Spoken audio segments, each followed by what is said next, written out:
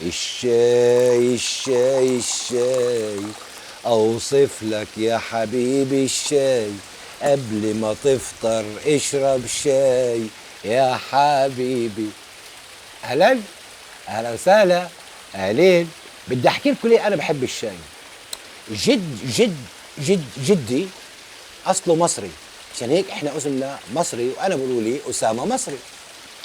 والمصاروي بحبوا الشاي كتير كتير، اكتر شيء بيحبوا يشربوه هو الشاي، بعد الاكل قبل الاكل وانت ما كان. وقصتنا اليوم اللي راح احكي لكم اياها تبلش من الشاي، يعني راح تبدا من الشاي.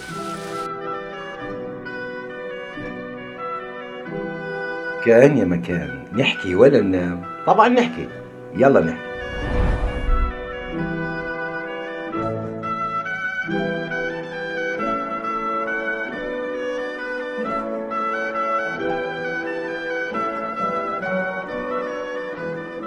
كان يا مكان في محل وين البريد. البريد يعني هذا بناية كبيرة بيجي عليها المكاتيب والظروفي ومش عارف ايش، وفي ناس هناك بقلب البريد بيشتغلوا بفرقوا. هذا المكتوب لقرية جديد المكر، هذا المكتوب لقرية أبو سنان، هذا لمدينة الناصري، هذا لعكا، هذا لحيفا، هذا لبغداد، هذا للعراق، هذا لمصر. هيك بوزعوا المكاتيب. الناس بتكتب العناوين بوزعوها، بعدين كل واحد باخذ هدول. اللي رايح على مصر باخذ مكاتيب على مصر، اللي رايح على كل واحد باخذ المكاتيب. يوم من الايامات كان هذا اللي بيوزع الاشياء المكاتيب لكل محل كان قاعد عم بيشرب شاي، عم بيشرب شاي، بيشرب هيك وباخذ هالبريد بيقرا، هاي لا بحط، هاي لا بحط. وفجأة ولا بلاقي مكتوب غريب، مكتوب إلى سبحانه وتعالى الله. إيه؟ واحد بيكتب مكتوب بيبعته لله؟ شو يعني؟ كيف بدنا نوصله لله؟ استغرب. نادى أصحابه اللي بيشتغلوا معه بالبريد، قال تعال شوفوا تعال شوفوا. هاي في وحدة هون إياها مرة كاتبة اسمها وكاتبة عنوانها وكاتبة كل إشي، وكاتبة قال إيش هذا المكتوب لله؟ كيف بدنا نوصله لله؟ أكيد فيه إشي غريب. فتحوا المكتوب وقعدوا يقروا ايش في مكتوب بالمكتوب. ولا هي مرة كاتبة هيك: ربنا سبحانه وتعالى انا بحبك كتير، وانت بتعطف على الفقراء، وانت بتساعد المساكين. انا صار معي مشكلة، المشكلة اللي صارت معي هي انا كل مرة بقبض باخر الشهر تأمين، وهذا التأمين يعني مصرياتي 2000 ليرة. 2000 ليرة كل مرة بقبضن، وبصرف فيهن على حالي، وبدفع للدكاني، بدفع للحام، بدفع لكل محل، أجار البيت، وأنا عايشة من وراهن.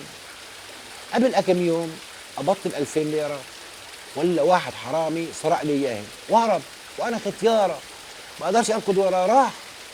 وأنا بحاجة ل 2000 ليرة لأنه أنا مرتبة كل المصريات لآخر الشهر. بدون 2000 ليرة مش راح أعيش. يا رب أنا بطلب منك، أنت الله وبتحب الفقراء، ابعت لي هال 2000 ليرة. بعرفش كيف. إيه؟ الزلمة اللي عم بيقرا المكتوب بيطلع أصحابه بيقول شو هذا المرة هاي؟ كيف بدي ابعت لها الله؟ وكيف الله بده يبعت لي 2000 ليرة؟ بس تعرفوا شو؟ عندي فكرة. قد ايه في معكم مصاري؟ صار يجمع من هذا مصاري شوي، من هذا مصاري شوي، من هذا مصاري شوي. عدل المصاري طلعوا 1995 ليرة. ضل ناقص 5 ليرات، بصيروا 2000. يعني مش مهم، نحط لها اياها هنا المرة وبتدبر حالها. ناقص 5 ليرات، ناقص 5 ليرات. حطوا لها المصريات بالظرف وحطوا العنوان تبع بيتها وبعتوا لها اياهن. والله وراحت القصة. بعد هيك جمعة ولا هذا اللي بيفرز المكاتيب عم بيفرز هاي لعكا، هاي للناصري، هاي لدمشق، هاي لمصر، هاي لبغداد، هاي ل ايران، هاي ل ايه، هاي كمان مكتوب الى الله.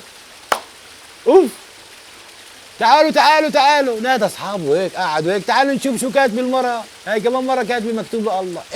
فتح نقرا هيك. ايه، السلام عليكم، إيه يا الله انا بتشكرك كتير كتير على المصاري اللي بعت لي اياهن، وانا بدي اطلب منك طلب صغير مرة تاني. اذا يعني بدك تبعت لي مصاري تبعتش عن طريق البريد، لانه هدول تاعون البريد حرامية سارقين 5 ليرات، وصلني 1995 مش 2000. وهي قصة حكيناها وعليكم حكيناها. ضحكوا الشغيلة ووقفوا انه المرأة مش عارفة انه هاي من تعاون البريد، مش هن السراقين، هن اللي اعطوها المصاري. شكرا لكم والى اللقاء. وإسا كوباية شاي بال50.